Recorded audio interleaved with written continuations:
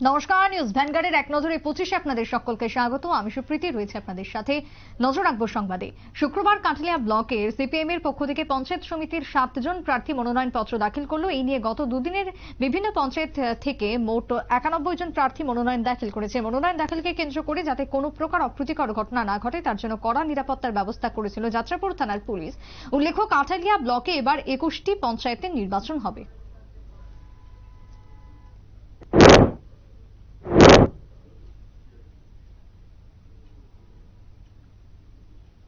রুশ সেনাবাহিনীতে ভারতীয়দের যুক্ত হওয়ার ব্যাপারে নিজেদের ঘাড় থেকে দায় ঝাড়ার চেষ্টা করল মস্কো।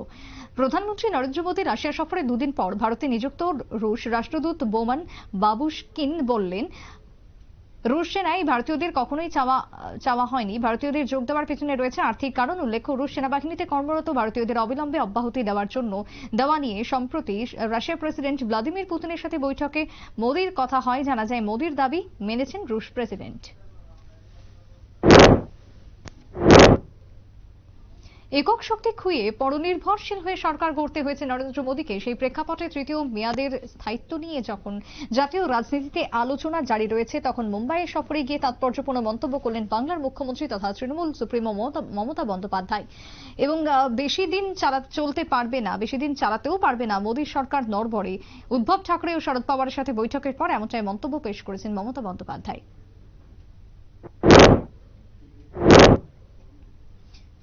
বিলোনিয়াতে সফলভাবে মহকুমা শাসকের দায়িত্ব পালন করার পর 6 বছর পর দ্বিতীয়বার বিলোনিয়াতে দক্ষিণ জেলার জেলাশাসক হিসেবে দায়িত্বভার গ্রহণ করলেন স্মিতা মল এমএস। তার সাথে এদিন দেখা করতে জেলাশাসক দপ্তরে যান বিলোনিয়া প্রেস ক্লাবের সভাপতি সম্পাদক সহ অন্যান্য সদস্যরা। প্রত্যেকেই জেলাশাসককে সাদর অভ্যর্থনা জানিয়েছেন।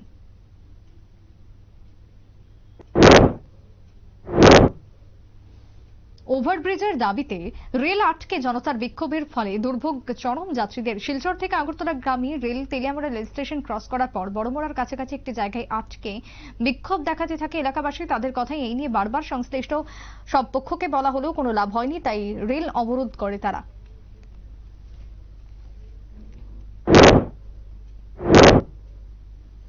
আলু, পেঁয়াজ সহ নিত্য প্রয়োজনীয় সামগ্রীর মূল্য বৃদ্ধিতে এবার তেলিয়ামুড়া মহকুমা প্রশাসনের যৌথ অভিযান। মহকুমা প্রশাসন এবং খাদ্য দপ্তর এই অভিযান চলাকালীন বাজারে বেশ কিছু পাইকারি এবং খুচরো দোকানে নজরদারি চালায়। এমনকি ক্রেতাদের সাথেও আধিকারিকরা কথা বলেন। তারা জানান, অবৈধ কারবারিদের বিশেষভাবে সতর্ক করা হয়েছে। অভিযোগ জমা পড়েছে, যাদের বিরুদ্ধে খুব শীঘ্রই পদক্ষেপ নেওয়া হবে।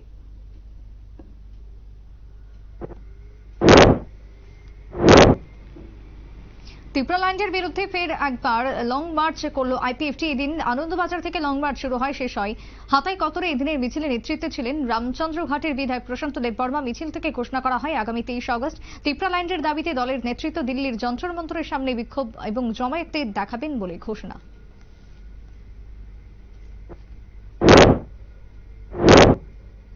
শুক্রবার কমলপুর দুর্গাচৌমুহনী ব্লকের তিস্তার পঞ্চায়েত ভোটের মনোনয়নপত্র জমা দিতে এসে বিজেপির দুষ্কৃতীদের হাতে আক্রান্ত হওয়ার অভিযোগ তুললেন সিপিএম রাজ্য কমিটির সম্পাদক জিতেন চৌধুরী।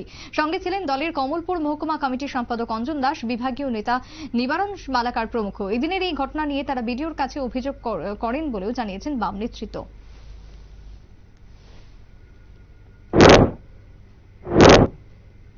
সংবিধান নিয়ে এবার কংগ্রেসকে পাল্টা চাপ দিল বিজেপি। ইতিমধ্যে প্রতি বছর 25 জুন দিনটিকে সংবিধান দিবস হিসেবে পালন করার কথা জানালেন অমিত শাহ। তবে এবার সংবিধান হত্যা দিবস হিসেবে পালন করার কথায় অমিত শাহের। বাজেট অধিবেশনের আগে কংগ্রেসকে চাপে ধরতে মরিয়া বিজেপির এই চালকে কিভাবে সামাল দেবে কংগ্রেস, সেদিকে তাকিয়ে সংশ্লিষ্ট মহল।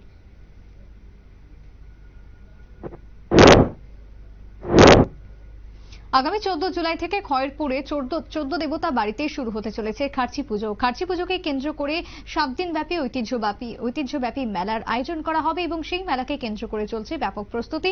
ঘটা করে সমস্ত প্রস্তুতি। তার পাশাপাশি আজকে অনুষ্ঠিত হলো পুজো, পাশাপাশি চলছে একের পর এক প্রশাসনিক তৎপরতা। সাধু সন্ন্যাসীদের ভিড় জমায়েত হয়, বিভিন্ন প্রান্ত থেকে তারা জমায়েত হন। সবকিছুকে মিলিয়ে প্রস্তুতি চূড়ান্ত।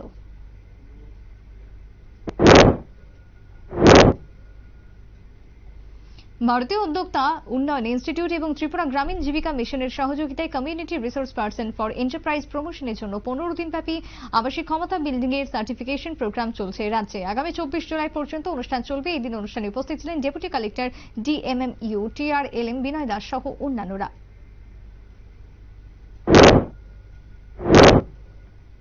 একদিকে বেশিরভাগ সাধারণ মানুষের রুটি রোজগারের কোনো পথ নেই, ঠিক অন্যদিকে ব্যাপকভাবে মূল্যবৃদ্ধি মানুষের জীবনকে দুর্বিষহ করে তুলেছে। আলু, পেঁয়াজ সহ ভোজ্য তেল, মাছ, ডিম, নিত্য প্রয়োজনীয় সমস্ত সামগ্রীর লাগামহীন মূল্য বৃদ্ধির দিকে ডাবল ইঞ্জিন সরকারের কোনো নজর নেই বলে অভিযোগ তুললেন বাম শ্রমিক সংগঠন এসইউসিআই।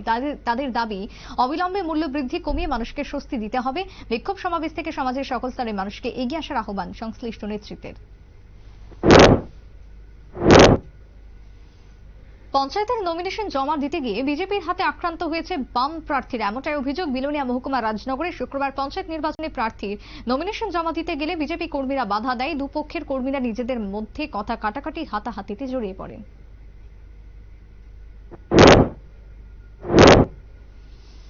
5 দিন ধরে নিখোঁজ দুই বোনের বিষয়ে কোন রকম ভাবে তথ্য দিতে পারছে না পুলিশ, পুলিশের বিরুদ্ধে এবার ক্ষোভ পরিবার সদস্যদের। অভিযোগ, থানায় গিয়ে খোঁজ নিতে গেলে পুলিশ ওই দুজনের পরিবারের সাথে দুর্ব্যবহার করে। প্রতিবাদে শুক্রবার উদয়পুর মহিলা থানায় বিক্ষোভ দেখায় দুই পরিবার। উল্লেখ্য, 5 দিন আগে ব্যাংকে যাওয়ার নাম করে বাড়ি থেকে বের হয় দুই বোন। দীর্ঘক্ষণ তারা বাড়িতে না ফেরায় উদয়পুর থানায় মিসিং ডায়েরি করেছিল তাদের পরিবার।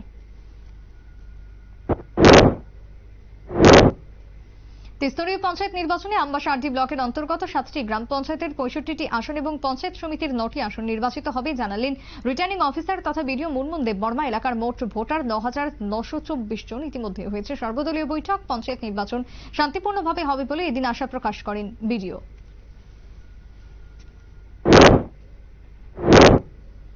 পুত্র এবং পুত্রবধূর মারে গুরুতরভাবে জখম হয়েছে বাবা মা। চাঞ্চল্যকর এই তথ্য। বিশালগড় থানাধীন ধজনগর এলাকায় আক্রান্তদের জিবি হাসপাতালে ভর্তি করা হয়েছে। অভিযোগ, বৃহস্পতিবার থেকে পুত্র এবং পুত্রবধূর সাথে পারিবারিক বিষয়ে অশান্তি চলছিল বাবা হানিফ মিয়া এবং মা রুখিয়া বেগমের। শুক্রবার দুপুরে সেই অশান্তি চরমে উঠলে বাবা মা বোনকে বেধড়ক পিটিয়ে মাথা ফাটিয়ে দেয় পুত্র আনোয়ার। তদন্তে বিশালগড় থানার পুলিশ।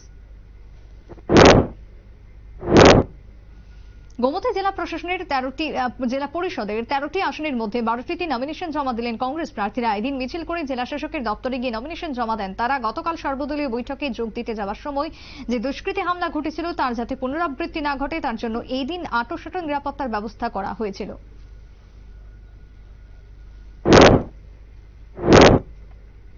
বৃহস্পতিবার বিকেলে বিশালগড়ে পথ দুর্ঘটনায় মৃত উদয়পুরের দুই যুবক প্রণব দাস এবং সজল দেবনাথের ময়না তদন্ত নিয়ে হয়রানির শিকার দুই পরিবার। পরিবারের তরফে দাবি, চিকিৎসকরা মৃত দুই যুবকের ময়না তদন্ত একই সময়ে করতে চাননি। তারা এই নিয়ে নিজেদের ক্ষোভ উগরে দেন পরিবারের সদস্যরা। ঘটনাস্থলে বিশালগড় থানার পুলিশ এবং তারা পরিস্থিতি গিয়ে সামাল দেয়।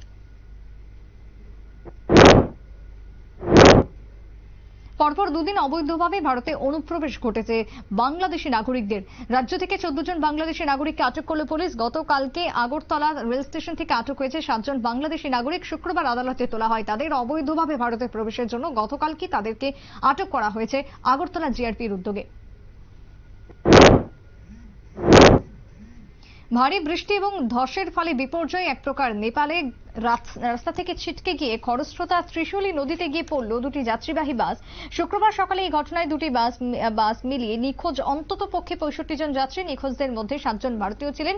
শুক্রবার ভোর 4টে নাগাদ দুর্ঘটনাটি ঘটে। নেপালের চিত্তওয়ান জেলার মদন আশ্রিত সড়ককে ধরে এগোচ্ছিল দুটি বাস। রাস্তায় হঠাৎ করে ধস নামে দুটি বাস ছিটকে গিয়ে পড়ে।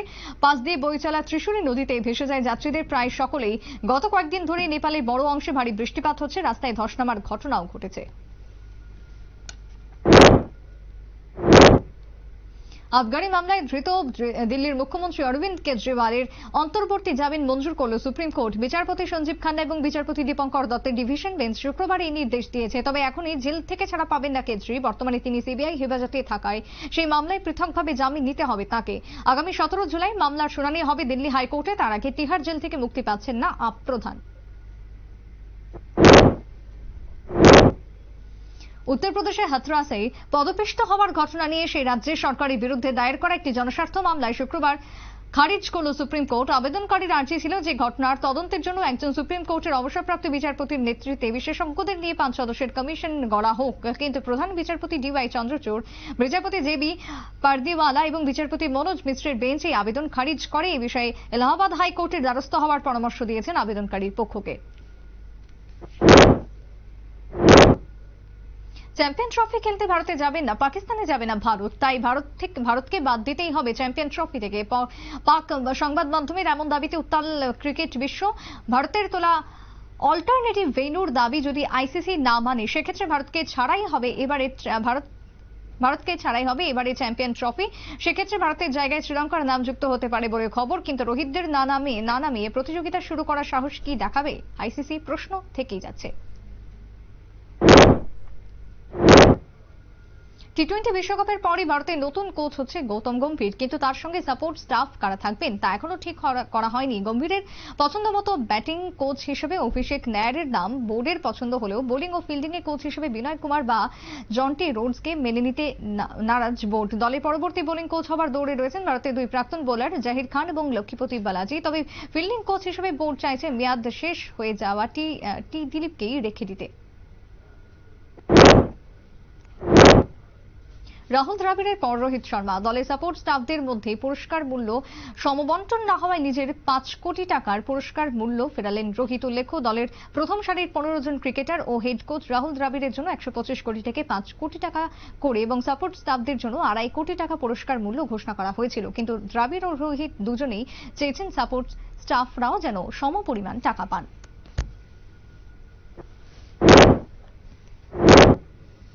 এখনকার মতো এক নজরে 25 পর্যন্তই। পরবর্তীতে দীপেনের সাথে টকশো দেখতে চোখ রাখবেন শুধুমাত্র নিউজ ভ্যানগার্ডের পর্দায়। নমস্কার।